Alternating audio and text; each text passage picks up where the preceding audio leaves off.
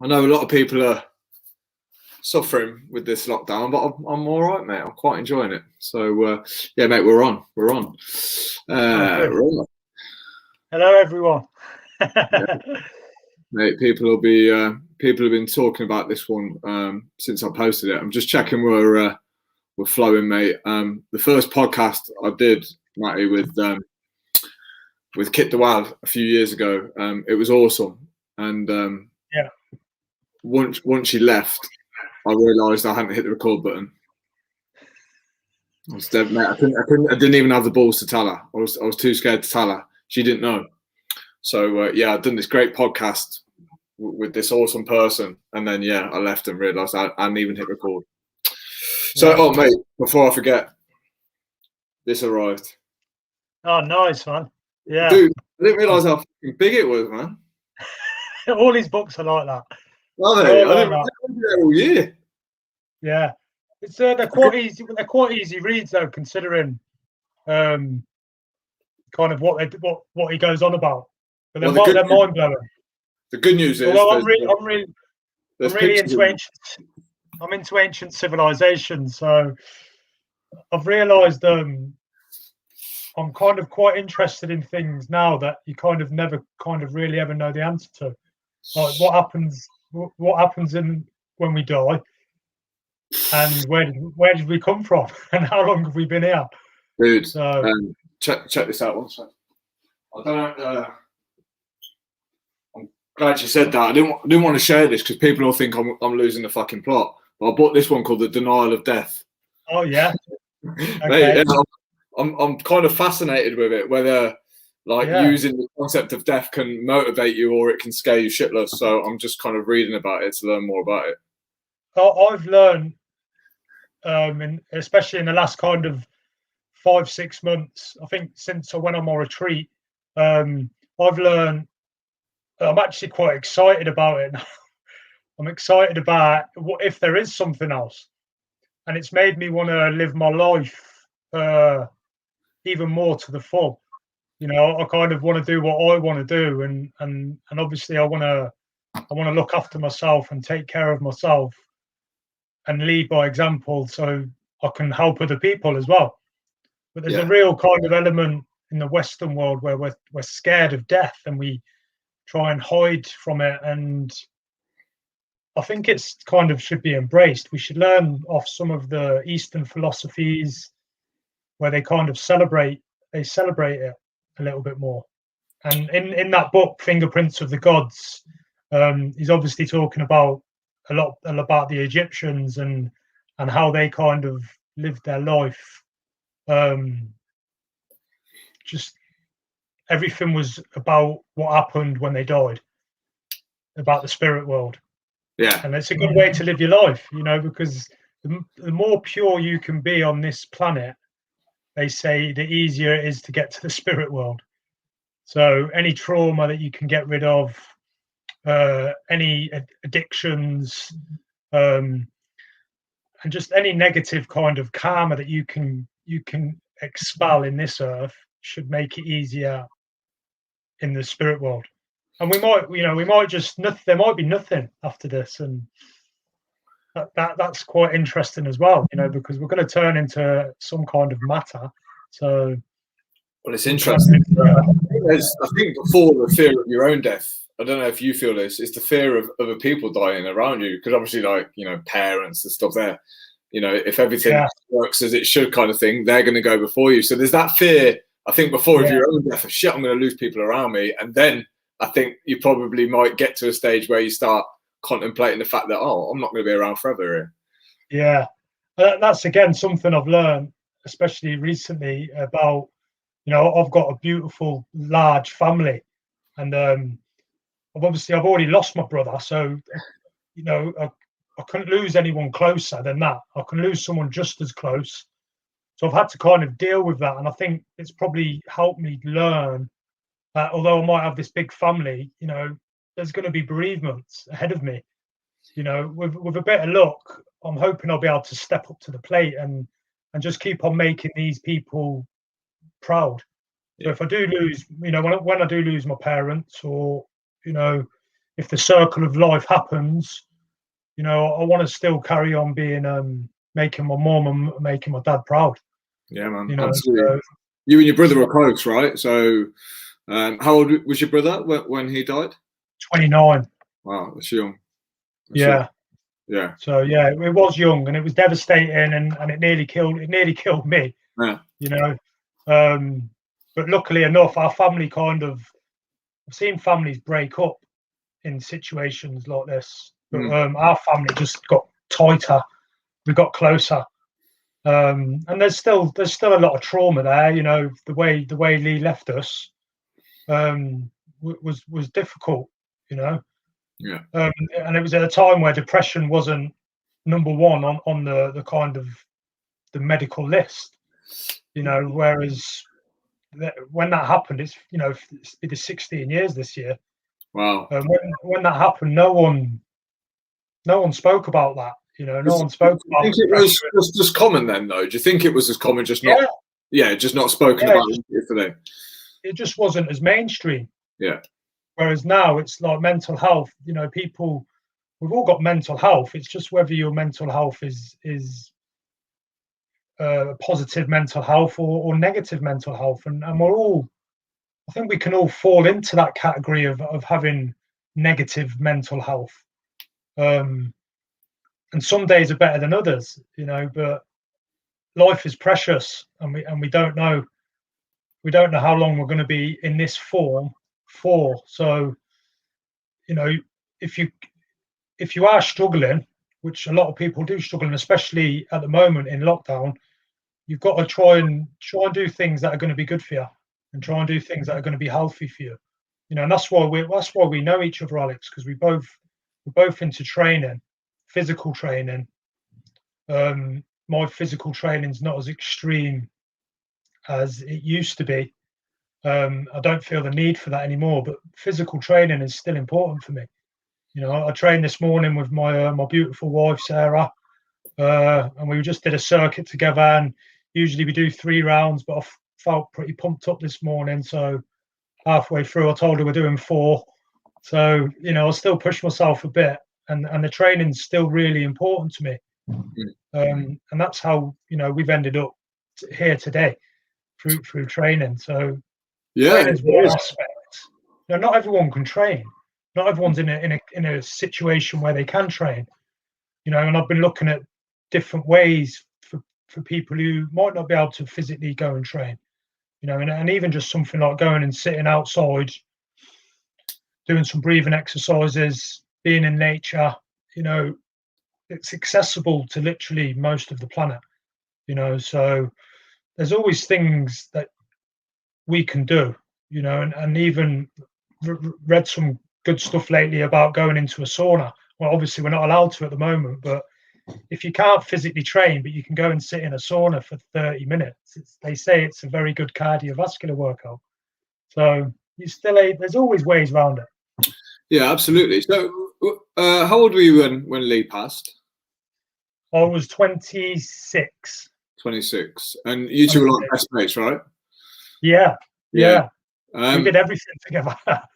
So yeah, and that was that almost the start of your, because I know that you had the difficulty after, and you ended up being in the Caledon Centre in Coventry, didn't you? Which was well, I'll let you describe it, because obviously you can tell the story much better than I. Yeah, I think after losing Lee, obviously I was devastated. I had you know, a good family around me, and I had a good support system around me. You know, the likes of Tony and Jeff and Glenn, who were all devastated as well. You know, so and I think what happened to me was I've got a bit of a kind of, I like to think I've got a bit of like a caring sign. I don't know if anyone's interested in astrology, but my planet sign's supposed to be Jupiter, which is seen as the great protector, because a lot of meteors that should hit Earth Jupiter's gravity ends up taking them away, and they end up hitting Jupiter instead. So I've been told that I'm kind of like, that's my planet sign, so I'm a bit of a great protector. So at the time of losing my brother, I was trying to look after everyone. And in the end, I think I stretched myself so much that I had, I'd call it more of an emotional breakdown. I think I was trying to keep everyone else all right, that I didn't really look after myself so much. So yeah, I ended up having an emotional breakdown where I ended up in the Caledon Centre for a bit of time. And I did think of killing myself as well. So I did have suicidal thoughts. But then one day I just wanted to get better. I wanted to train. I went to see my doctor in the Caledon Centre and I said, when can I start training? And he was kind of like, no one's ever asked me that before, you know, in this centre. And I was like, well, I don't want to take my medication. You know, I'm ready to get back to the world. From when you lose, like when I lost my brother, you know, you want the world to stop spinning. You want everything to stop. And what you realise is everyone's world keeps on going, you know, but you don't want that to happen. And there was probably quite a bit of guilt there. Yeah, I ended up in the Caledon Centre, and it's a great establishment. You know, there's the people who work there are beautiful people, and they genuinely want to help on limited resources as well. So, yeah, I remember having a conversation with Tony with Tony Summers, and I was kind of at a bit of a crossroads, and I either went forwards, I went backwards, I either went down, which was dying, you know, which would have, you know, and I decided to kind of, I think the initiation tests that I had doing like Animal Day and kind of pushing myself with my training made me stand up and get back on the world, you know, and it's been difficult, and I still work on myself loads physically and mentally, but I love life now. I'm excited. I said to you earlier, you know, I'm excited. You know, life is good. We're in a strange time, but imagine like what people are going to be like when they can start going and seeing their friends again. You know, I'm hoping people will learn that they won't take that for advantage again. You know, hopefully people will go, well, I haven't had them around for nearly a year. Let's go and make the most of them. But doing it in a healthy way, doing it in a way that's going to benefit them. You know, because I do think this lockdown, a lot of people have turned to exercise. You know, so there are benefits from it. I'm sure a lot of people have turned to alcohol as well. You know, so it runs both ways. But yeah, the Caledon Centre was it was a hard time for me and for my family. And I do believe I've never really been a depressive kind of person as such. But I think with what happened with my brother, and with me finding my brother and trying to resuscitate him as well, and to bring him back and failing to do so, it all weighed heavy on me, you know, and I was trying to help my mum, my sisters. You know, I've got my mum, beautiful mother, beautiful 4 sisters. I was trying to help Lee's partner, Lee's kids, Mason and 1A. My Joshua had literally just been born. I had Lucas there, so I was kind of stretched. I was getting pulled from left to right, up and down, and I think I had a bit more of an emotional breakdown. I think I snapped, and after sort of 3 or 4 weeks in the Caledon Centre, I was ready to get back on the wheel kind of thing. So it was quite interesting time. I learned a lot. From that time. I'm still learning now, which is absolutely fantastic. So how do you think you would have handled that then if you hadn't have been through the training that you'd have done? Because obviously you pushed yourself physically, and it was a violent world, right? You know how to fight. Would you say could it be possibly the difference between you pulling through that event and not? Yeah, I do. Yeah, I think there were probably quite a few factors, but I think with kind of the Animal Day training, you know, the Jeff Thompson training, and then kind of them initiations that I kind of felt were initiations, but I feel they are now when I look back on them. They help me become a man, and they help me to get that mentality where you'll get knocked down in life. You will get knocked down, but you got to keep getting back up. It doesn't matter how many times you get knocked down. You just got to keep getting back up. And like I said, if you're training in the gym and you kind of go, right, I'm going to do 3 sets, and then you go, I'm going to do 4, and you make yourself do 4, you're kind of programming yourself to keep on going, and that's why all the teaching and all your guys and girls that you train in, keep on going, because you're helping people program themselves to keep going, and in a world that is full of beauty can also be a negative world as well. You can't have positive without negative, and I think we've got to program ourselves to keep on going and to look for the beauty in the world, and that's what training really, really helps. Definitely a massive part of me still being here is the fact that I got knocked down, but I got back up again. Yeah, man. I mean, you fought at a good standard, right? Like, I mean, you stepped in the cage. I mean, I don't want to tell people this, but I taught you everything, didn't I? Yeah, right, you did. Grappled for about. I think I've trained with you for about 10 years. I don't think. Yeah. No, I'm not. I don't know. I know for a fact I've never tapped you out ever. Yeah, well, there's plenty of people out there who have. So, those, Matty, is one of your rights. But I did learn how to keep getting back up from you as well, because you kept going down and getting back up. But yeah. Well, yeah, mate. The only thing that I felt half decent with you was when we used to do a bit of Greco. That's the only thing I could kind of hold my own. When it was grappling on the floor or boxing, mate, it was you were decent. So yeah, how did you get into the cage then? And how old were you when that happened?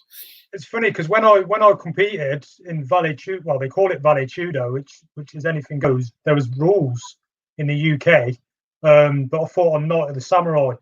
At the time, cages weren't even legal in England. You weren't allowed to fight in a cage, so it was still it was in a ring. But it's funny. I came across a video the other day on YouTube, and it was me, and someone had put it up. It was like Matty Evans, Valley British champion, Valley Tudo, and I was doing an interview with Bob Sykes, and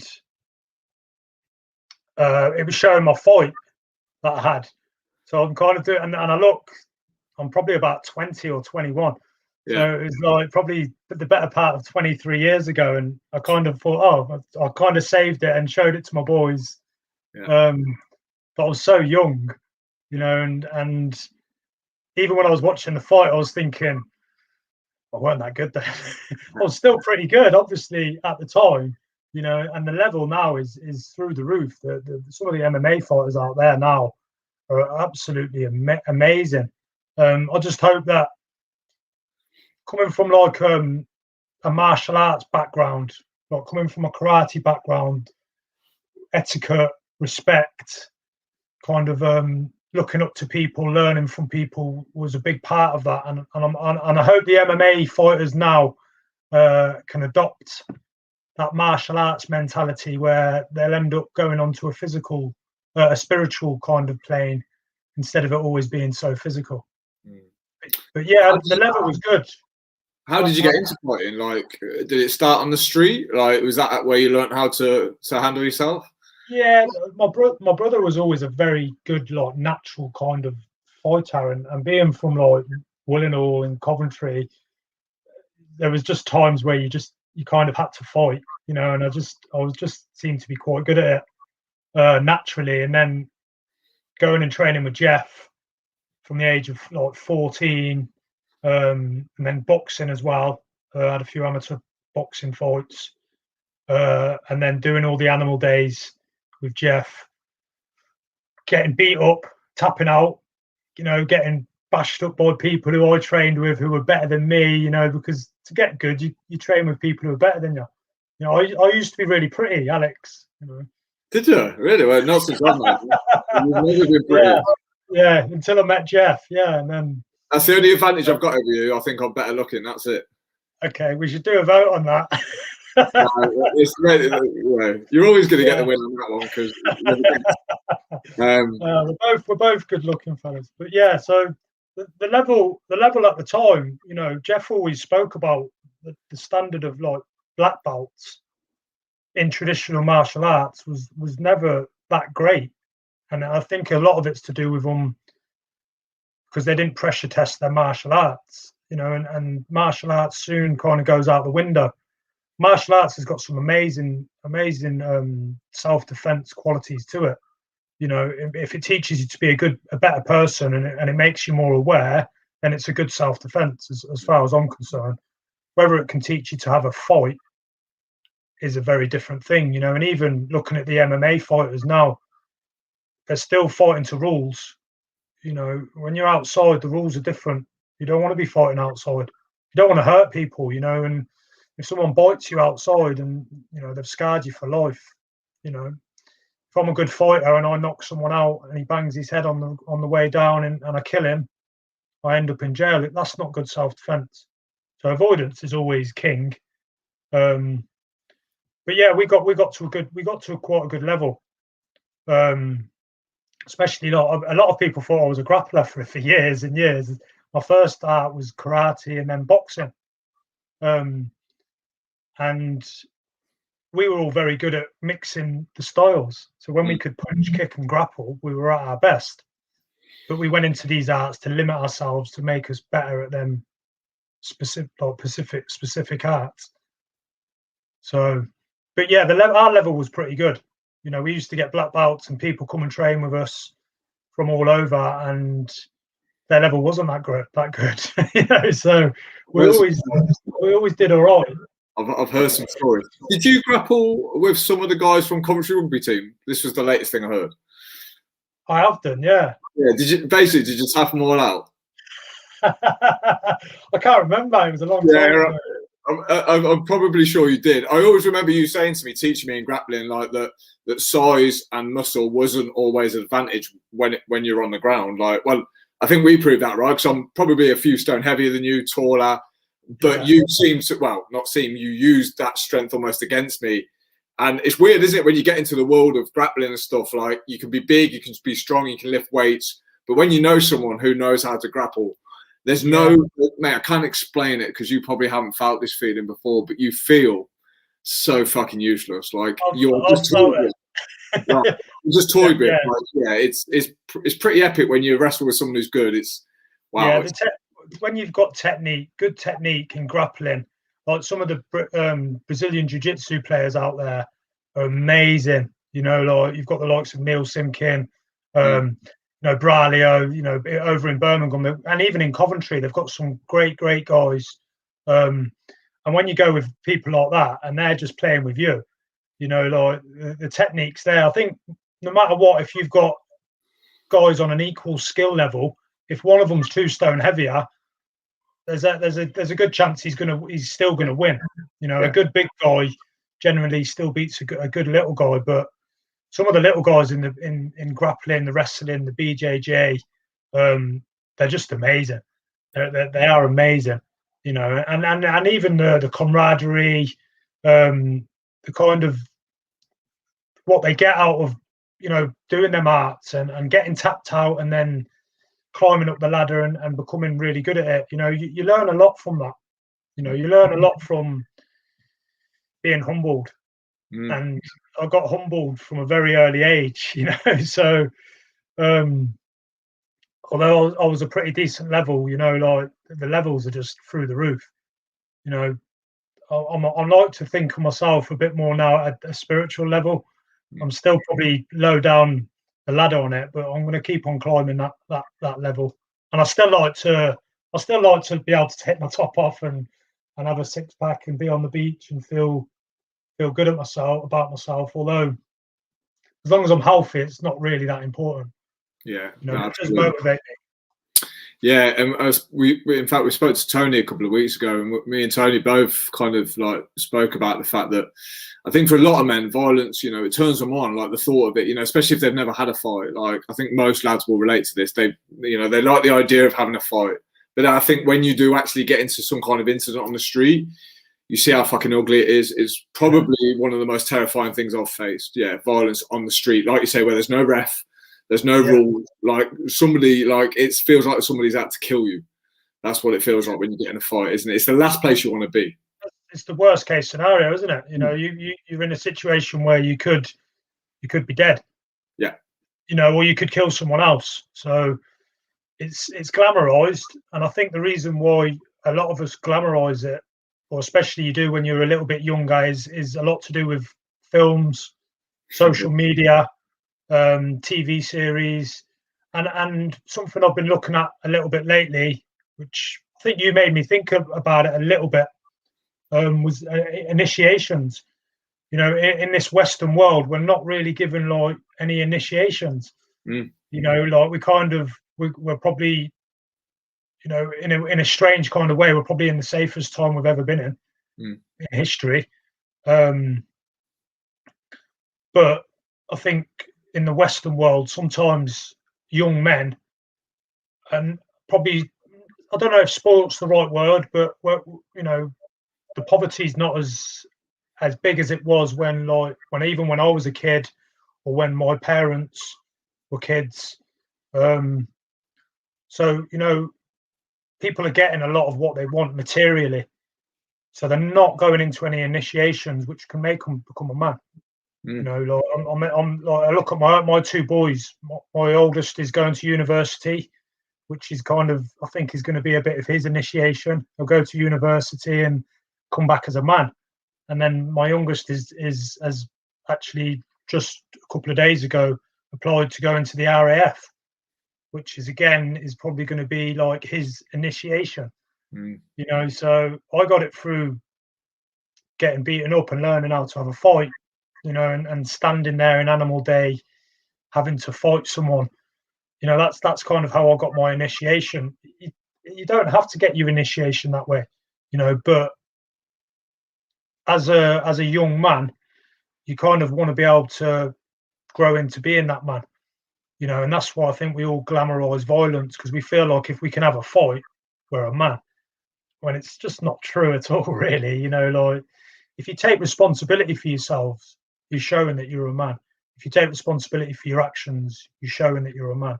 Or going out on the street and being violent, you're not really taking responsibility for yourself, you know. So it's kind of how important do you think it is for a guy to be able to handle himself? Like, obviously, you know, you're onto this new world now, this new path, but obviously, you know, you've got there through the physical world, right? Like it's took you there. So like if there's a guy out there, let's say a young guy who isn't fit, isn't healthy, you know, can't defend himself, would you still recommend that that's a path that they might want to go down? Because for me, it gave me a lot of confidence, even though I didn't want to have a fight, just to learn how to throw a fucking awesome left hook.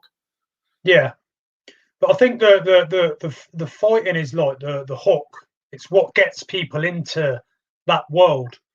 But the confidence probably actually comes from you feeling good about looking after yourself. You know, just going and training, you know, starting to eat the right foods. You know, the gym world, although there are some dark areas in it, it's got a lot of real positive sides to it. You know, so when you start going in, say you're not, so let's not talk about like fighting, but if you go in and you start training and you start doing weight training and you're a little bit overweight, you go in, you start losing that weight, you start talking to people around the gym about food and what you should eat, you start looking good, you've lost weight, you start feeling good about yourself. You know, you might not have learned how to throw a punch, but you've learned how to look after yourself. You've learned how to, you know, and for me, that's just still self-defense. It's a different form of self-defense, but it's still defense of oneself. So that's always gonna help you out, you know. So learning how to throw a punch might make you feel better and it might make you feel confident, but it all falls under the same banner of training. For me, that's kind of where I see it, you know, because no matter how good you are at fighting, if you're outside and someone puts a knife in you, it doesn't matter, does it? You know, you're still going to be stabbed. So yeah, I mean, how damaging is it for a man to get into a violent confrontation and not have a clue how to handle it? Like, should a man know how to or at least have a chance of defending himself, or do you not think it's that important now? No, I don't.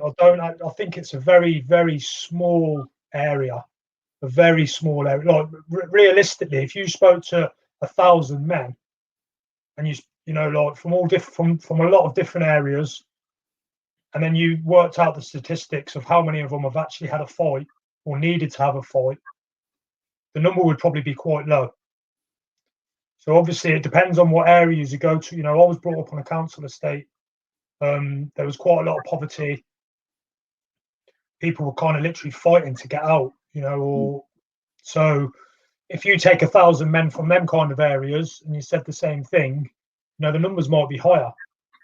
But generally, a lot of it's about who your male role models are, you know, who your dad is, you know, or who your uncle might be, or, you know, that kind of positive male role model in your life can be the difference.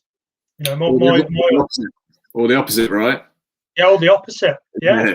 Yeah. All the opposite, you know, and something I've learned from teaching a lot of young men is that a lot of them are looking for someone to look up to and to be a positive role model, you know. So and that's a great thing. My oldest son, who's quite academic, very academic, he still sometimes thinks I'm a bit of a Neanderthal. He can't believe why I'd want to actually have a fight. And he's boxed, you know, he can do it himself. He loves training, but he just thinks it's a bit like a small area. It's a very, very small area. Do you not think there's something like instinctual that every man has inside them that makes them question whether they can have a fight or not? Like it always feels quite instinctive to me. Like I wanted to know, I wanted to find out, I wanted to sharpen up my hands. I dreamt about violence. I think about violence. It's like you say, I think you consume it, don't you? You consume it in movies. Consuming too much. Yeah. That's why. I think because if you're consuming a lot, like people still, like I've had people get in touch with me recently, like not that long ago, and sort of go, "Oh, I really want to do an animal day, but do you still do the animal day like format?" And I'm there thinking, you know, without trying to be disrespectful to that person, you know, if you want to go and learn how to have a fight and have a fight, it's very easy to do that now. You know, there's so many mixed martial arts gyms, there's so many cage fighting competitions. It's quite easy to do, you know. So really that area, that wasn't like that when I was younger. You know, there wasn't that kind of idea. You know, there was the boxing, and you know, the boxing was probably the main thing in the martial arts. Whereas now, you know, if you really, that really does interest you, go and make some money from it at least. Go and get paid for doing it instead of like just kind of wanting to be that hard man, because it's not going to get you anywhere. You know, really, you know, it's and I do agree with you when you say you kind of get this feeling like when most men if they're expecting, or if their partner's expecting and they're going to have kids, you kind of, even myself, I got like an overwhelming fear that I wanted to be able to provide. I wanted to be able to look after my kids. I wanted to be a good example, and I wanted to be a responsible parent. And I got and I can understand why someone would get that kind of fear, thinking I can't even look after my partner, you know. But if you concentrate on looking after yourself, everything else will kind of follow that, you know. So if you look after yourself, you can start looking after other people, you know, and that's why it's important. But women don't feel like they have to have a fight. No, women don't go, I need to have a fight. This is why I'm wondering, it's a male thing, right? So I'm always wondering, Matty, like, because you know you can have a fight, because you've had a fight, because you know you can knock someone out, because you've had things thrown at you, whether you no longer feel the need to do that versus the guy who's never been tested. And like, can he be tested in a different environment and get the same reward? Yeah, I think he can. I think the thing when you learn that you can have a fight is that you learn how vulnerable you are as well. Because there are still people out there who could knock me out, or, you know, who could beat me in a fight. So there is a little bit of that, you know, and some people never grow out of that. They always still want to be the best, you know. They've lived a long life, and they're still trying to compete with the up and coming, you know, youngsters. you know, instead of stepping back and guiding them and helping them go through, you know. So I get the concept of people wanting to have a fight, and I can sit here and say, well, it's not really that important because I can do it. You know, it's like talking to a millionaire and him saying money's not that important, you know, but he's a millionaire, so it doesn't matter that much to him. If it motivates you and you're doing it for the right reasons, it doesn't matter what you're doing, does it?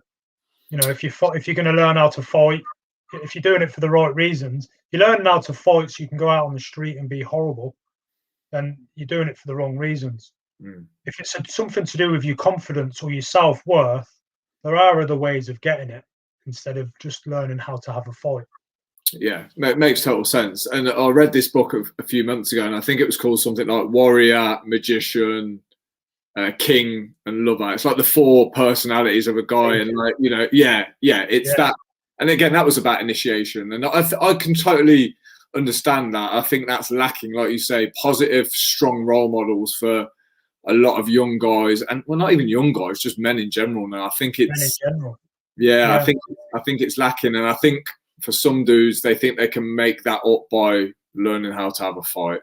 I think that's one thing. So, so look, like up until a couple of years ago, things were quite calm for you, right? You were coaching a lot, you had loads of clients, you were teaching self-defense, you were teaching people how to live healthier lives.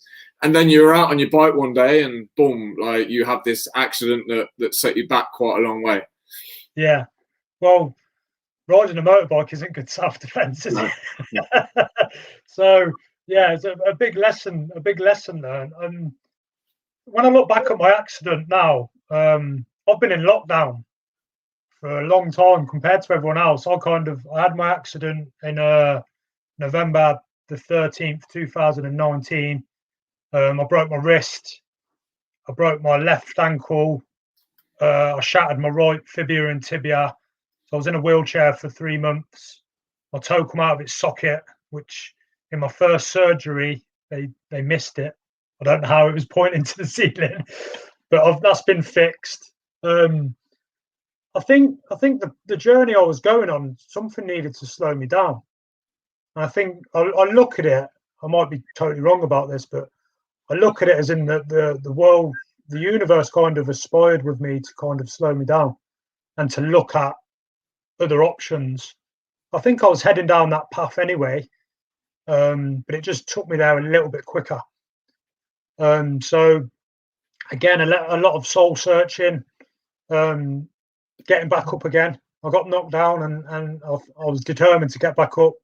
Broken bones are easy to fix compared to broken hearts, you know, and most people have broken hearts at some point or another, you know. So I knew I'd get back. I knew I'd get back to training every day, and it just took me down a little bit of a different path. It made me research a few things that I'm really interested in. It kind of played with my ego a little bit, which my ego was dissolving a little bit, and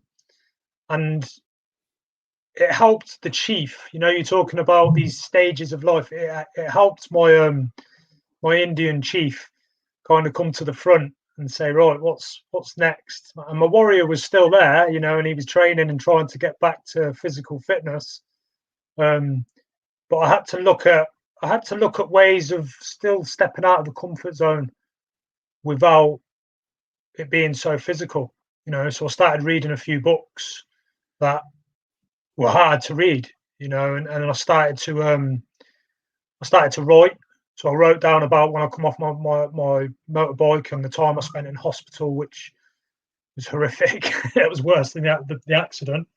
And I started journaling and I started writing about that, and I realised when you write that kind of thing down, you know, anyone, I advise well, you know, each to their own, but, you know, a great way of therapy is to write down your experiences, even if you're not going to share them with anyone. You write that down on paper and it's like a release. It's like you let it go.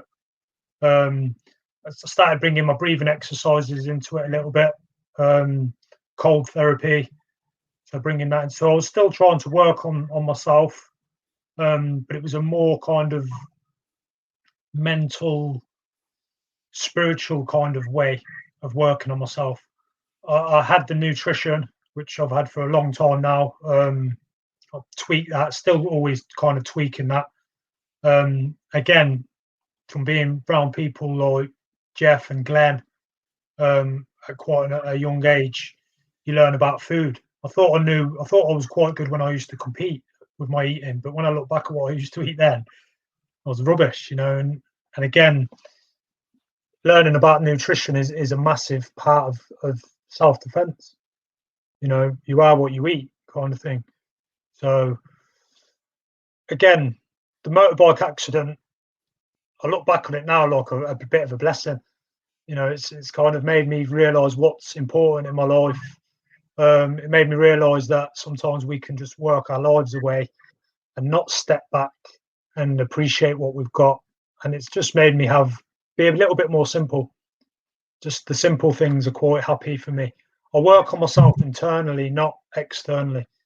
Whereas for a long time I was chasing money, chasing violence, and when you get it, you kind of go, what's next?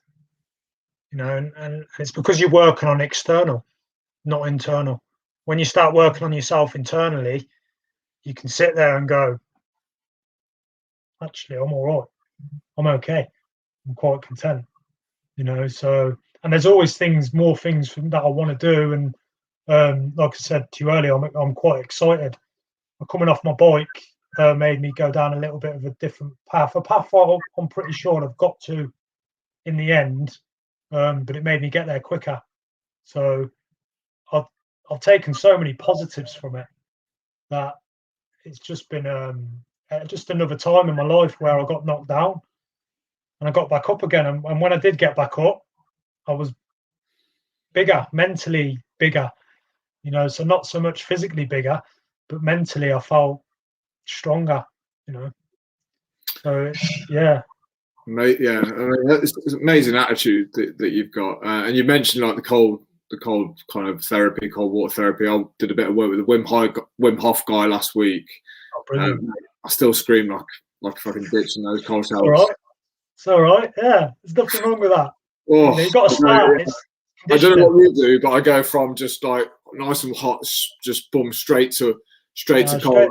I haven't managed to get in with it being cold, mate. Straight cold as you can go. The winter was great because it was snowing and you could go and sit outside in the snow for a bit with my shorts on, and it just really it's kind of like the way Wim Hof explains it on his 30-day audio challenge is fantastic, because he's a very kind of positive, every man's man, like, or every person's person, you can relate to him. He's got a great story, but the way he explains the science behind it, and for me it was just another part of my strength and conditioning training. You've got to get conditioned. You can't be as soft as we are when it comes to cold weather and then get in a cold shower and go, this is a doddle. You're going to hyperventilate. But the conditioning is about keep on doing it like you would with a bicep curl.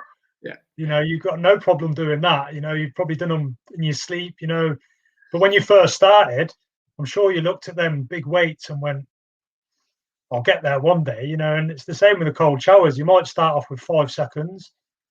Next day you might do 10. You might relapse and say, I'm never doing them again, but it's just such an easy, accessible thing for every man, woman and child. And the benefits are just amazing. They're absolutely amazing. Yeah, we had a guy come in last week and do one of the trainings like you did for the inside group, and all the guys now are going through the hardship and the mental challenge. But I love that period before you go to turn it cold, because you have that little dialogue with yourself. You say, well, what the fuck am I doing this? What's the point? But I love that mental battle. I love kind of making notes of it. And like you say, there's various ways of challenging yourself, and believe it or not, having a cold shower is a pretty good way to do it. It's such an accessible way for anybody. Anybody who can literally stand or sit in a shower can literally test themselves. Literally test themselves every day and step out of that comfort zone every day. You don't need to go and get punched in the face for it. The mental battle's still there. I still put my shower on cold, put my timer on, step into take a deep breath, step into the shower, and I literally say to myself, step into the fear. The first thing I do when I get in that cold shower is breathe out. So that breath out's important because you'll breathe back in anyway, so that breathe out is really important for me. And now I just do it, and it's kind of like, it's part of my routine. Yeah. So I've made it part of my routine. It wasn't easy at first. My wife still thinks I'm nuts. But again, the science behind it, if you actually read the science behind it, it's a great self-defense tool. It's really good for you. Yeah. Really good for you. No, absolutely, I'm enjoying it. And then obviously during, like you say, your lockdown was a bit longer because you had the rehab, and then we went into lockdown, and then me and you, I called you up and me and you spoke, and you said you were thinking of taking on some kind of challenge, but you didn't give away too much, and that pissed me off because I was like, what's Matty up to now? And I really wanted to know. And then I called you again, and you said, Alex, I've been to Costa Rica. Yeah. And I was like, okay, what's that all about? And then you started to tell me about, I think I keep saying it right, an ayahuasca ceremony. Yeah, ayahuasca, yeah. So for those who don't know what it is, because I didn't know until you mentioned it to me, and then I went away and did a little bit of reading and study on it. Tell people firstly, like, what is ayahuasca? We'll talk about the ceremony in a minute, but what specifically is ayahuasca? So ayahuasca is like it's a plant medicine that they use in like parts of most of South America, and the healers, and they call them maestros. Some people refer to them as shamans. They're healers, and they heal themselves with it, and they heal their tribes and their families with it, and have done for thousands of years. It's a psychedelic, so you do get visions from it, and you do kind of, it opens your consciousness up. So yeah, it's a plant medicine. So it's a healthy way of kind of therapy in a weird way. So when you say plant, is it a mushroom or?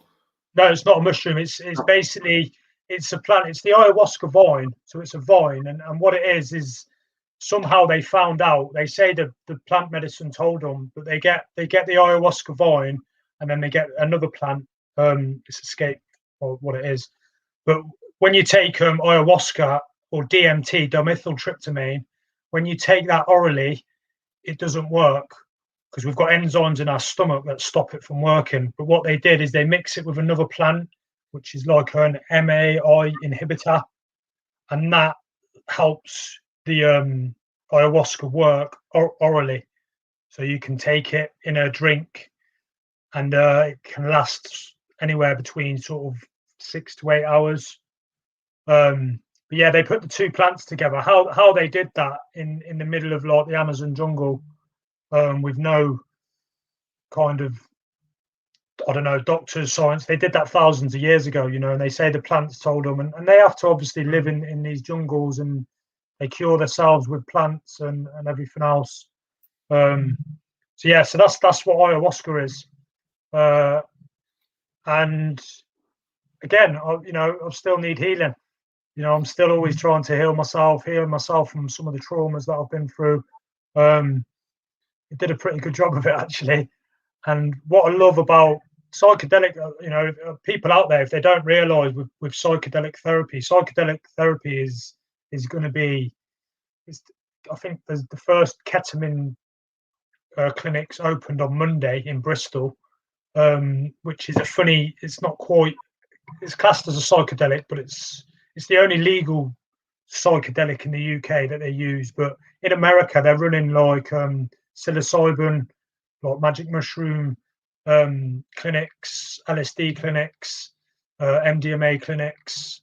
So these psychedelics are really helping people who've suffered from PTSD. There's been a lot of people who are in who've got terminal cancer and basically have got a lot of anxiety because they're going to die. They're giving them like high doses of psilocybin, and they're getting these spiritual experiences from them. It's all done in a clinical setting. There's doctors, there's sitters, there's integration people there to help them with it afterwards. But these people are going in who are terminally ill with cancer, can't move because they've got anxiety because they're going to die. They have these macro doses, so these high doses of psilocybin, and then after their treatment, they're okay. They're okay that they're going to die. They've accepted it. They can live whatever time of life they've got left and be in a good place. So the results out there are absolutely amazing. Obviously, there's a lot of tape to get through. There's still a lot of a stigma with psychedelics. They're not a recreational drug. They're not using them recreationally. And it's quite a big thing, and it's something that, I like the people that I got involved with a retreat I went to was called Soltara, and they had Shabibo maestros, some healers who really helped me. And it's very professional. It's very kind of, they take it quite seriously. There's a lot of respect there.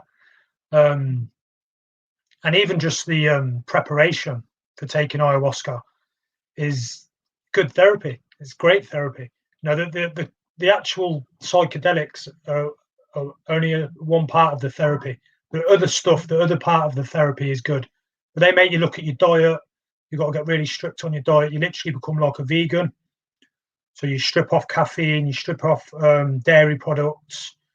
I'm a vegetarian anyway now, so I have been for nearly a couple of years. So I don't eat meat. I do eat fish still. So yeah, you look at your diet. The diets they follow are very organic, a very plant-based kind of diet. No caffeine, no sex, no alcohol, no recreational drugs. So yeah, even just the preparation. If you just prepared for an ayahuasca ceremony without taking the ayahuasca, you'd probably find yourself in a really good place physically and mentally. So, and that's what really attracted me to it as well. The fact that they're not kind of going, yeah, take that, it'll make you feel better. There's still the process of working on yourself. And that's what I still really enjoy about it. I'll probably go and do it again. I still feel I've got a little bit of, I've got to dive a little bit deeper with it, and just some of the people I've met from it, the authenticity. People generally just want to help, and they just want to see you and everyone doing well, and enjoying life, and talking about their problems and their traumas, because it's not just the ayahuasca that makes you feel better. It's the sharing, it's the preparing, and the integration as well. The setting is really important. Who you do it with is really important. Really, it sounds like really fascinating. I was a bit, obviously, because I'd never really heard anyone speak about it. It was just something that's new to me. The preparation, by the way, sounds easy. Like, no booze, no sex, mate. That's it's a standard week. It's a standard week for me. But I heard this interesting stat the other day that cannabis again in America now is being used to treat a lot of the same things you spoke about. And they were saying there's 3,000 deaths a year in the UK from painkiller addiction, so just paracetamols, overuse, things like that. And there's zero from cannabis. There's zero deaths from cannabis. It's fascinating with the stats. How it's strange. I was speaking. Sorry, mate. I was speaking to my mum and dad about the idea of psychedelics and stuff. And obviously, it's a bit of a taboo subject kind of thing. But we're saying, like, if you think mind-altering drugs, that's what an antidepressant is pretty much. They try and alter your state of mind. So thinking about it as a natural thing that alters your kind of sense of state, then good thing, right? What I've learned with psychedelics, what a lot of them do is they kind of reset your brain. So a lot of them attach to like the dopamine and the serotonin receptors, and you don't get that up and then down off them. It keeps the dopamine at a good level. It keeps the serotonin at a good level. So it kind of resets your brain. So any negative thoughts you may be having, or any like neurological pathways that you've built that aren't very positive, it kind of resets them again. So it's like you press the reset button and you can start again. And so you can start building, but you're building from a more positive place. Whereas I think a lot of the the antidepressants and that kind of opiates that they give you, that they're more of a plaster, where they're putting a plaster over something that needs to be treated. So you become a statistic. They're not going to cure you, you know, and that's not saying psychedelics are going to cure you, but they're doing a pretty good job of it. The statistics on them are absolutely through the roof, and even through like addictions. There's certain psychedelics that ibogaine that they're having really good results from getting people off heroin, and even stopping people from drinking alcohol, and even giving up smoking. And the results are like 70-80%. The thing is with the psychedelics is you're not going to need to take them every day. You'll be taking them very rarely. You know, some people are taking them once and that's enough. They're kind of, you know, and the results they're getting through the PTSD. You know, there's a lot of veterans out there, you know, who've served their countries, who we should be proud of and we should be helping. And they've literally just been thrown back on the street into civvy world after seeing some of their friends get blown up in front of, you know, in their face. And then they're expected to live a normal life. And the psychedelics are really helping these people. You know, they're really helping them out. So, you know, we can't hide from them. We're a few years behind America, but the research is there. You only need to show, like, even with your mum and dad, you go on YouTube and you know, even if you typed in terminally ill cancer patient with psychedelics, and you read of some of these people and how it's helped them. You know, it's a crime to not allow that to happen. You know, therapy is one of the few areas of like where doctors and therapists, they don't cure people as such.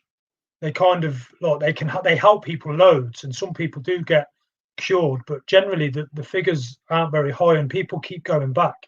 They keep going back for counselling. They keep going back for therapy, and I think that's important and it's part of it. But when you give someone an antidepressant, you're not really getting to the root of the problem, you know, whereas psychedelics, you're getting to the root of the problem, you're resetting that button again, and people are able to keep on to start again and to go forward with it. Is there a danger, and I don't know if you've read anything, that you can be shown something after taking a psychedelic that you just can't handle? You know, is that a danger, that it shows you almost too much truth? That can be a problem with ayahuasca. Like, if it will show you something that you might not want to see, and the more you resist it, the kind of darker it gets. Whereas you kind of have to surrender to it and give yourself up to it. But this is where I think the preparation comes in, and this is where, like, there's some great therapists out there at the moment. Bristol, Imperial College. You know, people don't realise there's a psychedelic. Imperial College has got its own psychedelic centre. So, do you know what I mean? It's one of the best universities in the world. I think it's the top 10. You know, and there's people like Robin Carhart Harris, David Nutt, Ben Sassa, who are doing a really good job and are really helping people out. And they're, you know, people don't even realise it. It's in London. You know, it's there, it's here already. But because of the red tape and because of the stigma and because of the war on drugs, you know, that happened a long time ago.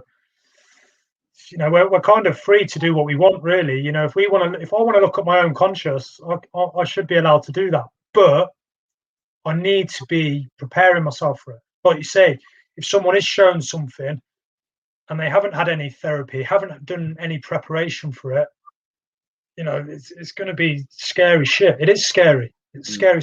Anytime you put a mirror up to yourself is scary stuff. Anytime you bring stuff out from 10 years ago, it's scary stuff. But with the right preparation, the right setting, and the right integration, I think it can definitely help.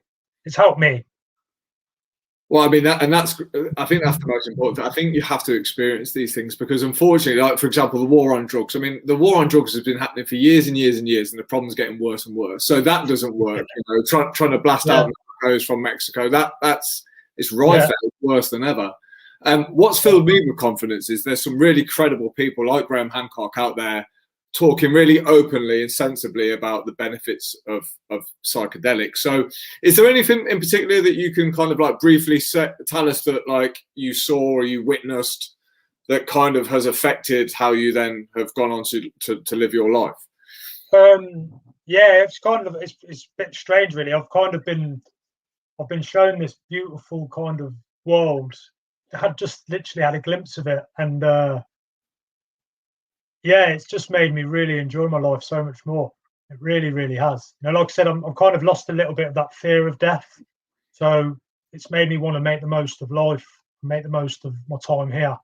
But it helped me with some trauma. You know, it helped me with the trauma of losing my brother. You know, the trauma that I thought I'd kind of buried away.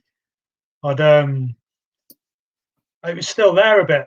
You know, and sometimes when that trauma's buried away, it might have been 15 years ago that it happened, but it comes out in other ways. You know, so it might come out in a way where you're feeling a bit sad and a bit lonely a bit too often. You know, and that might be some trauma that you've had since you were a kid. And what the ayahuasca did for me is it kind of highlighted that trauma, and with the healer's help, it kind of helped me exercise that trauma, and it showed me how to deal with that trauma in the future. You know, and it made me feel really close to nature, which I kind of do anyway, you know, but it took it to another level, and it made me feel connected to other humans as well. I've always been quite private, but now I'm kind of, you know, I'm quite happy to go on like doing this, even just doing this. You know, just I think, you know, this will be going out on Facebook. Is that right? Is it? I'm not on social media, Alex, anymore. So, it's going live on Facebook now, my man. Yeah. Listen to you. Yeah. You know, social media's got a place. You know, it's part of this world. You know, but like anything, if you abuse it or people abuse it, it can be negative. Whereas I'm hoping this is a positive format. And yeah, so psychedelic therapy, you're working on yourself. And I've got a routine I do literally every day where I'm working on myself. So anything that can help me work on myself is, you know, and can help me and help my life and can help other people in my life has got to be a benefit. You know, I'm sure if you ask my two boys and even my wife and my sisters, if they've benefited from my experience, they seem to think I'm a different person, like, you know, so in a positive way as well. I'm going to prod you again because you can't punch me from where you're at, so I can give it those now. I won't punch you no more anyway, Alex. What did you actually see then? Because I'm really interested in. Obviously, people keep referring. They're shown things. They're shown images. They're shown direction. They're given clarity. They're shown some not nice things. They're shown some pleasant things. Yeah. Like, what did you actually witness when you took the ayahuasca? It's very hard to talk about the hallucinations that you get from it because they're sort of so kind of multi-dimensional and they're so the first time I took it, they were so fast and furious that they're very, very hard to explain. There's some great artwork out there by people who drew about their experiences. Alex Gray, I think there's a guy out there. Anyway, you could just put it in the internet and some of the things you'll see, you know, they're the kind of things you see. The couple of ceremonies that I had where I didn't get that many visuals, but I was like in dialogue, I saw my brother. So I kind of saw my brother. I got shown how the trauma I had from losing my brother and, you know, how I've kind of not spoke about it as much to the people. Like my boys were young. My oldest was kind of like about 2 years old, and Joshua, my youngest, came along literally 2 weeks after losing Lee. Sarah found out she was pregnant with Joshua, so he came at a time where, you know, we had a funeral. You know, he was in Sarah's stomach, so children are pretty good. They can feel things. The energy there must have been a very strange energy. And since coming back, the ayahuasca showed me that I needed to speak to my sons about it a little bit more. to explain a little bit more about my past, about my life, about what I've been through, about going to the Caledon Centre, about losing Lee, you know. So I shared that a little bit more with them, and although that ceremony was a really tricky, tough, probably the hardest thing I've ever done, it wasn't a nice ceremony. It also showed me love at the end of the ceremony, which made me feel like really good. And it was like I hugged my brother. I got to ask my brother things that I've never really been brave enough to ask him. You know, and I don't know if it works where you kind of just talking to yourself on a higher level. But either way, you know, like I said earlier, if you're writing down a traumatic experience in your life, even if you're not going to show it to someone, it's like you're releasing it. You're kind of shedding your skin. You're taking that monkey off your back, you know. So yeah, it's hard to quite explain some of the stuff that went on. I've wrote it all down, actually. I've actually journaled it all. But the lessons I got from it were I just feel uplifted, and I feel very, very positive about life. I always have anyway, Alex. You kind of know that. I've always kind of been half full instead of half empty. But I just feel I've gone to a different level. You have, I can tell. I can just tell in conversation. Yeah. The thing that, do you know what the thing that stops me from even contemplating doing it is I'm scared. I'm scared to take it. I'm scared of putting things in my body like that. I'm scared of what I'll see. I'm scared of who I'll be when I return. There's a lot of fear around it, but I think that also tells me that it's almost attracting me to it as well. I know there's something there, but there's a big barrier, big load of fear there. What would Jeff say? There's no growth in comfort. Yeah, absolutely. What would happen to the pharmaceutical world though if this got out? If cannabis was like, yeah, it's good, it's legit, it can help you. What happens to the pharmaceutical world? Do we care? No, but people do because there's money made. Yeah. Obviously, the problem with the sort like MDMA's like in phase 3 in America. So basically, by next year, there'll be clinics that will be giving out MDMA therapy. There's a guy called Rick Doblin who's been amazing for that world. He's fought for literally years and years because it's the right thing to do. And obviously, the problem with a pharmaceutical company is that with psychedelics, it's not always going to be that easy. You know, there are people who it's not going to work for. It's not going to be for everyone. But the success rate they're having on it can sometimes be 80%. So if someone goes and has a psychedelic and then they don't need to have another psychedelic either again or until the year later or even 6 months later, that's not how the pharmaceutical companies work. You know, they want people to be taking medication every day, you know, but I'm sure somewhere along the line, even with these pharmaceutical companies, when they first started off, you know, there's doctors, there's scientists involved. And I'm sure, you know, I'd like to believe that these people are genuinely trying to make people better. You know, like your GP who might give you antidepressants, which some people do need them. You know, then you know they can help people out. You know, I'm sure that doctor in an ideal world would like to spend more time with that person, but because they're overrun and overworked and probably underpaid, they don't get the chance to do that kind of therapy with people. You know, but it's not good for the farm. I wouldn't have thought it's good for the pharmaceutical company.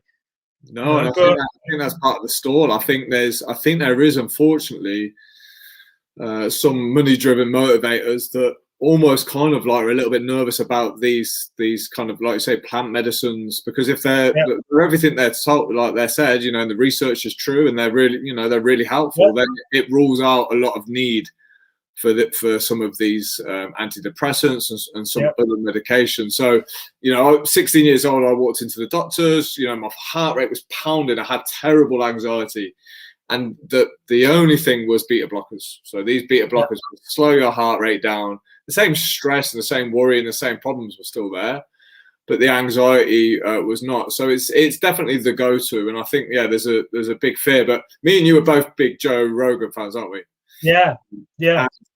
I'm loving listening to the stuff, but I'm actually getting a bit down listening to it because there's so many great, credible guests going on saying there's a lot of cover-ups happening in the world. There's a lot of people getting in the way, trying to hide things. And, you know, I listened to the latest one with a guy called Jamie something. He was talking about the coronavirus stemming from Wuhan and how the Chinese have tried to cover a lot of things up. And they could have saved a lot of lives if they were just honest about the fact that it could have been a possible leak. And you just think, how are we ever going to get anywhere when everybody or every country or every government seems to have a motive? And it doesn't seem like the best interests are ever people's health. It's always, a government or a financial drive, or people are always trying to cover shit up or look after themselves. And I'm thinking, how do we ever get past that point? Is psychedelics going to play a role in that? Yeah, I think, now's the time for plant medicine. Now's the time for plant-based diets. Vegetables have always been there. Plants are always there. They're part of Mother Nature. They're here to help us. I think what you're talking about there, and it's funny, I haven't watched a Joe Rogan podcast for quite a long time now, actually. I'm still very picky and choosy over who I watch. I'm watching a lot of things now. I'm sitting on a lot of there was a screening last week called Breaking Through by guy, I can't remember his name. He was a soldier, and he took a psychedelic, and it's helped him with the PTSD. He's doing a lot of the help for heroics. So it's like these military kind of charities. Oh, Help Heroes. Yeah. Help Heroes, sorry, yeah, that's it. And I'm sitting there listening to doctors talking about positive things and positive therapy. And again, for me, what you're talking about there, about this kind of like where media can kind of make you think, shit, I like this person. I like listening to this guy, with Joe Rogan, that podcast. But sometimes there's things on there that just are a little bit too negative. It all comes back, I think, to looking after yourself, to trying to be the shepherd of your own body. A lot of people want people to tell them what to do, to tell them what to take, to tell them this, to tell them that. I think if we sit back and actually just look at ourselves and look at how, things that we can do for ourselves that can make us better internally, then I think you're starting with the root of the problem. If you're looking for an external thing that's going to make you better, you're probably always going to fail. So it's important for me to have my routine that I know is going to be tough sometimes, and some days I'm not going to want to do it, but that I'm always going to do literally every day. That's going to be beneficial to me. It's going to make me feel good. It's going to make me happy. But it's all internal work. We're so there's so much chatter. We've got to be filled up with chatter, with music, with whatever, even watching too many podcasts, reading too many books. It's like sometimes you've got to go, right, what am I going to apply? What am I going to do? Like you were saying, I wanted to ask you about this. Last week, was it? You took 2 days off, everything electronic based. Well, okay. So what I did, I had a 2-day ban of any music, any TV, any YouTube, any noise, basically. Yeah. I worked on my laptop. Yeah. But there was no noise. And I realised I've never driven my car, Matty, without the music on. So I've never heard the engine. I've never heard. I know it sounds bizarre, and I've never trained either in silence. Yeah. And it was interesting. But something we've spoke about before. I always feel like, when you go on these journeys, or people contemplate going on these journeys, where they're saying, look, I'm gonna limit the amount of information I take in. I'm gonna step away from social media. I'm gonna kind of try and change the way I do things. It's quite a lonely journey, isn't it? We've spoke about it, because not many people do it. No. So I'm not doing it for anyone else. Yeah. And that's how I'm trying to look at it. I'm doing it for myself. I'm hoping to lead by example, and I'm hoping people get a bit of, if people do get to see me or to be around me, that they get a little bit of my positive energy. I just want to try and give off that positive energy. And like I said, social media can be brilliant, but we've got a lot of information. Like YouTube can be brilliant, but just be a little bit more picky about what you watch. And if you do watch something, one of the last podcasts I watched on Joe Rogan was James Nestor, who wrote a book called Breathe, which is a fantastic book. And he just talks about breathing through your nose and how, obviously it included some of the Wim Hof thing with it as well. We've literally forgotten how to breathe.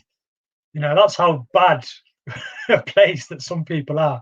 Some people don't. I've told a few people they don't realize they should be breathing through their nose. And we go to extremes. Again, my wife takes the mickey at me because I tape my mouth up at night. I had to do it because I was actually breathing through my mouth when I fell asleep. So I've had to train myself to breathe through my nose. Anyone who snores, who's listening to this, might want to have a look into this, because you literally can change where you are. But the saying "shut your mouth" was supposedly came from a long time ago, when teachers would tell the children to shut their mouth, because if you're a mouth breather, it's an insult.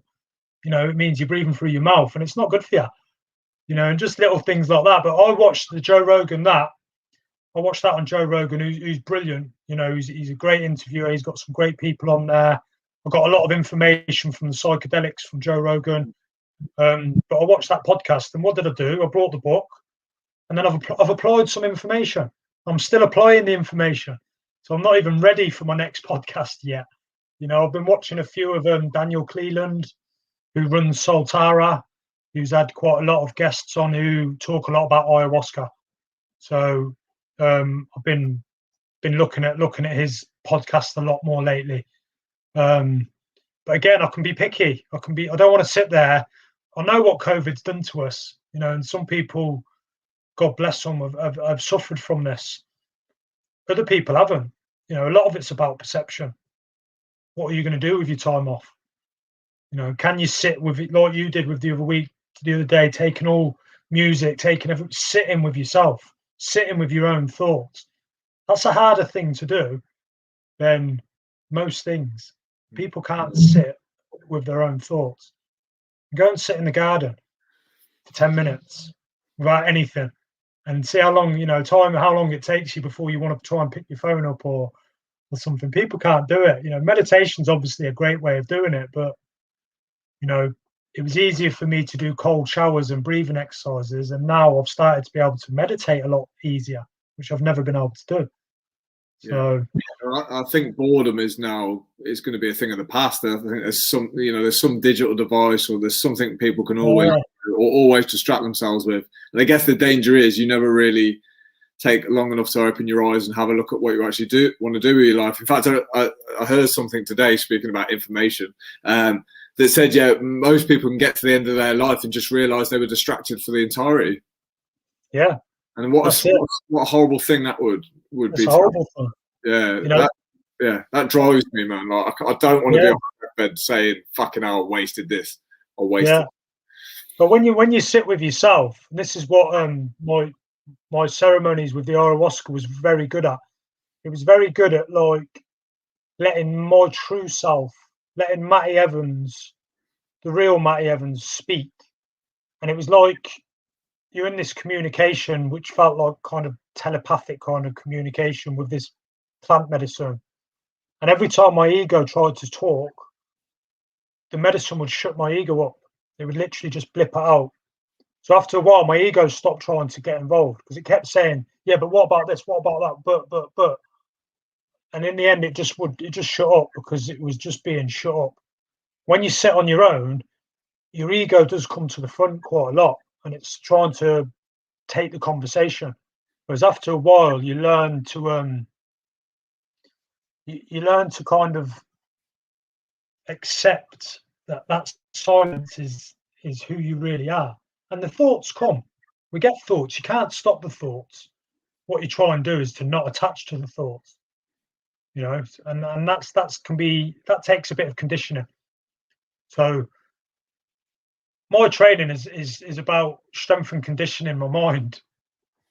So I'm taking the same principles from when I learned how to box, when I learned how to grapple. I'm taking them same principles, them same drills, and putting them into different areas of my life. And it's exciting. there's so much to learn, but I don't want to be distracted. You know, I don't want to be distracted by this kind of, you know, I want me to be coming forward and doing all the talking. No, absolutely, man. And do you ever have those days still where, like, you know, because obviously when we speak about vulnerability, it's a word that I've really struggled to get my head around, because it's not a word that I like. It's not something that I feel like I ever want to be, but I totally understand it. And let's face it, you don't really have a choice. You're vulnerable whether you want to be or not. But do you ever have days where you just think, fuck this, man, I feel like a bitch. I want to go back to my old way. I want to let my fists do the talking. I want to at least just have a bit of a fucking tear up, just to bring back some fucking steel. Do you ever have days like that where your ego just takes over and makes you think that that's the right path to go down, or do they not exist for you anymore? They're getting less and less. I've really learned, especially like going out. I go out on my push bike, and since I've not taken music with me, and since my ayahuasca ceremonies as well, I'm realizing when my ego's talking. So I realize when that ego's going, yeah, but if like that guy looked, and you know, and you go, shut up. And I laugh now. I kind of laugh and I go, I can't believe, but that conversation they still try and creep in. That warrior still tries to come to the front sometimes and go, what about me? I'm still here, you know, and I'm like, I know you're there, you help me survive. Your ego can be very motivational, it can be really beneficial, but it's just when it dominates the conversation. So yeah, I do have them moments, but I'm learning to shut that ego up, like the plant medicine did. It shut the ego up, you know. And I'm sort of going, is that really me? Do I really want to punch someone in the face? Do I really want to choke someone out? You know, that person's got a mum, got a dad, he might have kids. Do you really want to do that? For some reason in our heads, you know, especially when you're watching people getting knocked out on YouTube videos that your mate's sending you, or like some porn that your mate's sending you, that you're having a little look, and you know, like, them people are real people. They've got real lives, you know, like they've got real trauma, you know, and I don't want to be adding to that trauma, you know. So I do get them moments. I find getting up in the morning and having a cold shower just literally sets me up. I'm ready. I've got my routine, and I'm always going to do my routine. And yeah, the ego's less involved. I'm sure when I get back to the gym, the ego's going to go, I'm back again, kind of thing. But I'm learning about myself. I'm learning to be authentic and to try and be honest, not lie. And I'm loving it. I'm still realise I know nothing. I know absolutely nothing, and I just want to learn, and I want to connect. To, you know, beautiful people like yourself. Like, you talk about you don't like the idea of being vulnerable. Whenever you come to see me, it's like you always go, oh, right, I can be Alex Myers when I'm with Matty. That's what I get from you when you're with me. It's like you can be yourself. Whereas sometimes I'll see you do things and I think, that's not Alex Myers, that's Alex Myers' ego. I've still got a big battle. Like, there's still a lot hanging around. You know, I still get my head turned by things that I know don't serve me. But yeah, you're right. But you said something to me the last time we spoke. You probably might not even remember this, but it's really stuck with me. You said that life is so precious that you're just tired of hurting people, like, or you don't want to hurt people anymore. Yeah. And I thought, even like on a non-physical sense, that makes total sense to me. Like, you just get to a stage where you don't want to cause any more damage to people, whether it's physical or not. And you're right. But I think you're far more advanced than I am in this game. But you're a lot older than me, clearly. Like, you can tell. I mean, so by the time your age, I'm suspect. Yeah. I've got a few years on you, Alex. Yeah. Yeah. No, there's still ego in violence for sure. In success, and almost, I'm definitely much better than I was. But in bragging rights, I still like to let people know that I'm doing all right, and I still like to let people know that I work hard. I've got a value about, I can't let people think that I'm not grafted. Yeah. It's one of my values, and I want to get past that. And with women, yeah. I think you're very much in like a doing stage. You're trying to do things, whereas I'm in a little bit more of a being. You know, I'm just trying to be a little bit. You know, so and like I said, this is where the ego's it's beneficial. If it wasn't for part of your ego, we might not be having this conversation. because it drives you, it motivates you. I think I remember Graham Hancock saying about one of the books he wrote. He said, like, if it wasn't for my ego, I would not have wrote that book. I think it took him 10 years to write. Yeah. So, we don't want to get rid of our ego. We just want to understand it and realize when it's dominating the conversation. Because if it dominates the conversation too much, you'll find that it's probably not being very helpful. We need that balance. We need the ego to go, wait a minute, this is going too far. I need to stick up for myself. And sometimes we'll have situations where we do need to stick up for ourselves and we don't get walked over, because we value ourselves. So that's when your ego can kind of help you out a little bit, but if you're in the gym as much as we are, and it's like a fighting gym and the banter's getting a little bit too much and you start being a little bit too aggressive and a little bit like derogatory of people, your ego's gone too far, and one of the first things that ayahuasca said to me was lighten up and take things too serious. and it was kind of joking and being playful with me, and sometimes I can be a bit serious, I can be a bit regimented, I can be like cold shower, right, breathing exercises, right, training, right, intermittent fasting, right, meditating, and I can be quite regimented, whereas I try and have a bit of a day off where I'm a little bit playful. Well, I don't train. I know someone else like that. I'm very much like that. So for people listening, Matty, when we say the word ego, are we just talking about anything that's not what you would class as your true self? Ego, it's a funny one, isn't it? Because your ego is still part of you. I think your ego can be that part of you that is prepared to kind of sabotage you. So your ego can end up being quite in a position where you kind of self-sabotage is a big deal. So your ego can get you into trouble. So again, it's that balance of knowing when your ego needs to shut the fuck up, basically, and let me talk, let me be the real person. But then there's other times where your ego needs to go, you need to do another set of this, get it done now. So you get it done, so it's a very fine line. In the psychedelic world, they talk a lot about ego death, which I kind of struggle a little bit with. I think ego dissolvement is maybe a better term, because as far as I'm aware, if your ego dies, you're kind of dead, because your ego does help you when it comes to surviving. So it's not about getting rid of your ego. It's about understanding when your ego is dominating you and recognizing this and saying, do I really want that?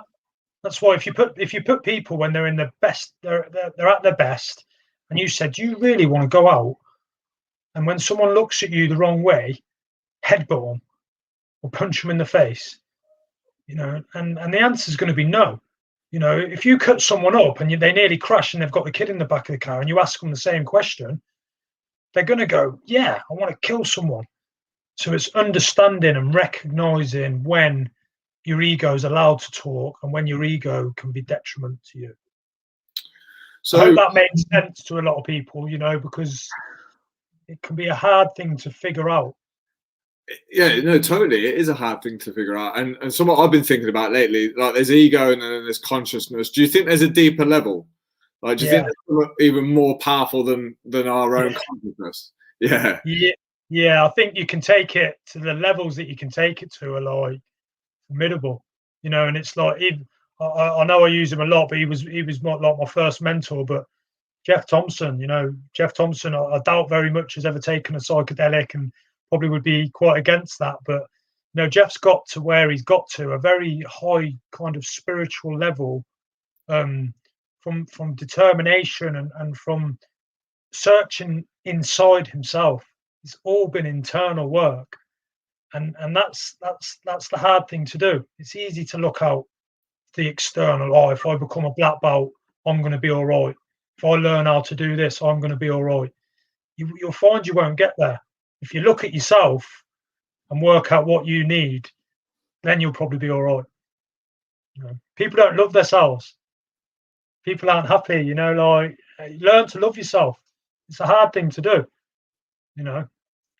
But it's an incredibly hard thing to do, mate. Incredibly hard thing to do. I'm at a stage where I you know, I don't know how this even sounds, but I love myself, and because I love myself, I feel I can love others, you know. And it's a bit cliche, like love, but you know, the Beatles said it years ago. All you need is love. No, it's funny that you mentioned that, because I've had a lot of guys this week, like, and this is nothing to do with success or goal achievement. They've just said to me, Alex, like, this is the first time I felt good about myself because I've started to take care of myself, which has naturally given me a bit more respect. Like, I like myself, not because I'm getting closer to my goals, just because I'm turning up and doing what I said I would and putting some effort into my health, and that's been the biggest victory. So yeah, that's been really cool, and it's to do with that. There's a little bit of pride reinstalled when a man goes away and takes care of himself, because same with a woman as well. You know, it's about that self-worth, isn't it?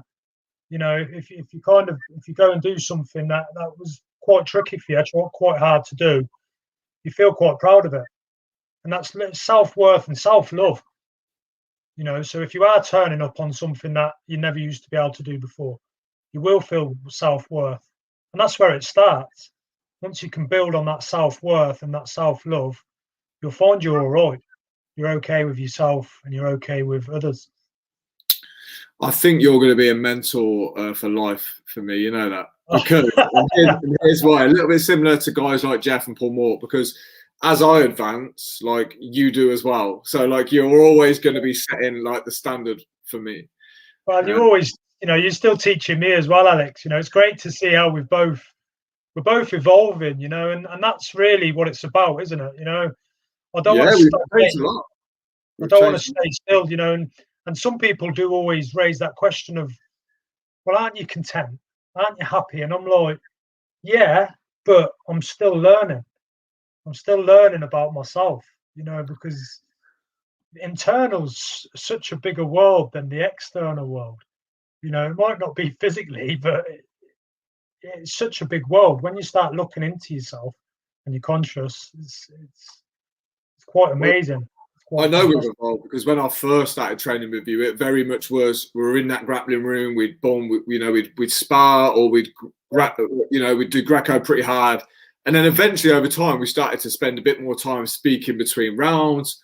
We'd finish the session early and have these kind of conversations, and it evolved from there, didn't it? Then we started doing some work together. Then we started, you know, getting on the phone and talking as friends and stuff. So it's definitely, like I say, when I, in fact, the hardest thing about this interview today was I've got all this information written down, all these great things that you've done, and it was knowing where to start, because I always refer to you as somebody who's gone through what I call a real transformation. So I've worked with guys who've done the physical transformations, you know, the body transformations. But like we've said, this is a different level. Do you know what I think you should do, Matty? You shouldn't think I should do anything. No, but I'm going to say it anyway. A YouTube channel. I know you're not into social media, but you've got so much knowledge that, like, we're speaking about role models. I'm thinking this is a great chance for, you know, lads like myself and lads who just want to improve, guys who want to improve. And I keep saying guys, by the way. I'm sorry, because I coach men. But yeah, anybody who wants to improve. Women are just as important. I know they are, man. I always get told off by some of the ladies that I coach. They're like, Alex. Yeah. You know, we've got a lot to learn from women, you know, especially with our egos. Women don't feel the need to have a fight, but women have got one thing over us. You know, when they have, not all of them do, but if they have any children, you know, they've hit such a high level that we can never hit that level. You know, so yeah, the love I've got for, obviously, I've been brought up in a very feminine kind of world. I've got 4 beautiful sisters, you know, and that's really helped with my balance. By being in that physical world with the men, but then having that female world, I think that's really helped me balance out. And one thing I've got to add to that as well, I think the last training we were doing, you were training me. I think you got me proper ripped up, and it really helped my self-defense, like, you know, for myself. You know, it kind of it took me down a different path that is really beneficial, much more beneficial to me than learning to have a fight. Yeah, so, you got into great shape. You got into fantastic shape. I mean, you were quite easy to train, to be honest, Matty. Like I say, like work rate was never an issue. It was just literally saying, Matty, do this, and you do it, and you train hard, and you got your nutrition was really tight on point, and you look fantastic, mate. But yeah, I think let's go back to the YouTube thing briefly. Yeah, I am, and if I'm honest, I'm in this. I'm in the middle of looking at that. Do you know what I mean? So I actually shot a few clips the other day for a possible YouTube channel. I need some help with it, basically. So that's all it is. I need some help. I've got all the equipment to actually record myself and stuff now. I just need a little bit of help. I'm getting a little bit of help from a guy at the moment. I'm not sure where I'm going with that, but it is something I'm looking at because I do want to connect. I want to connect with people, and if I can help people, you know, I've always said I'm still on Messenger on Facebook. I kept that because some people do get in touch with me on that still.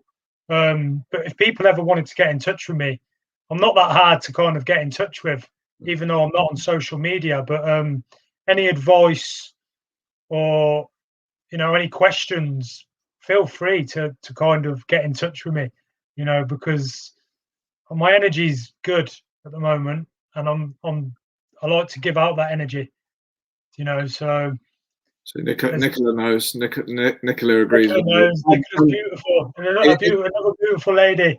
In this book, dude, it said today, and I thought it was good. It said talking is thinking, and it made total sense to me because, you know, when I sit down to write and it's just the blank of a white page, it doesn't really go anywhere. But I always think when when you have discussions with people, it opens things up. You feed off their energy, they feed off yours, and you almost think out loud. Like that's what we're doing, and you know, everyone listening, they're probably, you know, absorbing information, and then it's creating thoughts. So, mate, I could speak to you all day. We've gone up for an hour. You've got the record, by the way, longest podcast so far. Oh, okay. It's because I talk so much. It's because you've got so much great stuff to say. We've got to get you back on because, like I say, I've got half the stuff here that I haven't even talked about yet. Because one thing I did want to, in fact, briefly, did anyone have a problem with this transformation that you've been through? Has anybody not took offense, but had a bit like, have you heard from Matty lately? See what Matty's saying. See what Matty's doing. Because I know Jeff experienced this a lot. You know, this extreme change, this positive change that some people might not be on board with. A little bit, but again, it's my journey. So, you know, proper selfishness, I suppose you could call it. If they don't want to accept that, you know, I'm always going to be evolving. I think anyone who knows me knows that I've always kind of looked for what's next a little bit, you know, and I probably got that from like the likes of Jeff and Tony. And it is my journey, you know, and hopefully, you know, Jeff's done it before where he's been so ahead of people, you know, that people would slag him off and would be quite horrible to him. I used to really feel like I should, you know, and I have done a few times, stuck up for Jeff and said to people, want to watch what you're saying, pal, but I don't feel the need to do that for him anymore because, like me, I have gone down a different path, but I've still got some of the traits of Matty Evans that made me Matty Evans there as well, you know. So it's just a perception. So someone's perception of me might be a little bit different, but I still think I've always been quite a nice person and I've always wanted the best for people. So hopefully people will want the best for me. Absolutely. You know? Although I still wouldn't mess with you, put it that way. You're in your wheelchair. I said, "This is my chance, Matty. I'm going to tap you out," and you were like, "You probably still won't tap me out." Matt, if anyone's listening to this and they're in a not so good place, let's just say, you know, they're down because of COVID or things just aren't working out. If there's one thing you could kind of like offer, or one thing that you suggest they do, like where should somebody start who's not happy with their life? There's a lot of things you can do. Sometimes I think if people actually talk to someone who they think they can trust, sometimes a stranger is a better person to talk to. There's someone that you might not know very well. You know, even someone like Tony Summers, you know, like you know, even me, you know, if you can just talk to someone who you feel you can trust, who's not going to share your problems or your trauma, and if you can just talk about something that you're not very proud of, and then something that you are quite proud of, you know, or even just write down something that you don't like about yourself, then write down something that you do like about yourself, you know, because the reason why I like to talk to people about my life story is because a lot of the time people will resonate with that, because I've been there where I've wanted to kill myself, you know, so I have been suicidal for different reasons, and for you know, for a few more obvious reasons, you know. I don't want to sit here and say to people, well, you should get in the gym and you should train, because some of these people can't even get out the door, you know, so they need to take baby steps. They need to take little steps, or even not watching the news. No, don't sit there and say you feel bad and then watch something that's got like people pulling people's heads off, or you know, being violent, because that energy will pass on to you. You know, sit there and watch something that's positive. Sit and listen to a song that makes them happy. You know what I mean? Or even makes them cry, because you'll find afterwards you've let a little bit of your trauma out.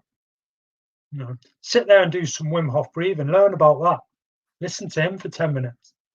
You know, so don't try and do something that's going to be, you know, if someone's depressed and they can't physically get out of bed, how can you expect them to go to the gym and train?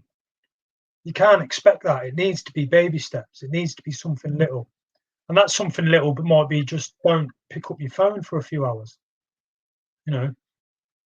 So again, we've been very much, we'd always say, Alex, I'm sure you've said it, I've said it, get down to the gym. You can't get out of bed, you're not going to get to the gym. Have a look at what you're eating. Change your first meal. Change your breakfast. Don't eat breakfast. You know, do a bit of fasting. You know, like have a look at yourself. Do something small. Don't go. You know, if you're struggling to get out of your house, don't try and make yourself, you know, be a weightlifter, because getting to the gym is going to be difficult. It's going to be hard. Try and do something small. Try and listen to Jordan Peterson for 10 minutes. You know, try and listen to someone like who's going to talk about love. You know, do that. Do something little. Don't try and aim too high. It's baby steps all the way. You know, and that would be my advice for someone who's not feeling that great, who's struggling to get out of bed. Have a little look at what you're doing that is negative to your life, and that might be just sitting there and eating crap. You know, all that sugar's not going to be good for you. Change your first meal. That might be the first step. You know, go into that hot shower if you can get out and get into a shower. You know, have a shower if you can't get out of bed. Just make something little. Don't make something too big. You know, and reach out. That's my view on it, Alex, I think. No, I love that. And what's interesting, what I just heard you say was like any action, whether it's tiny or slightly bigger, it is where the answer is, like something. I love that, Matty. I think that's great. And I think that's where we'll end it. Matty, I'm sure I speak for everybody. That was phenomenal as always, dude. Yeah, absolutely, man. We've spoken for an hour and 45. And people have stuck with us as well. So obviously, you know, we were saying some things that resonated. So yeah, mate, thank you. We'll get you back on. Like I say, it's great to see you. And yeah, mate. And keep doing all the hard work, Alex, because you're connecting people, and it's a really positive thing. Thank you, man. So, yeah, I'm enjoying it. Yeah, it's good.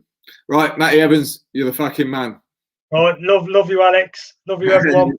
See you in a bit, man. Yeah, take care, man.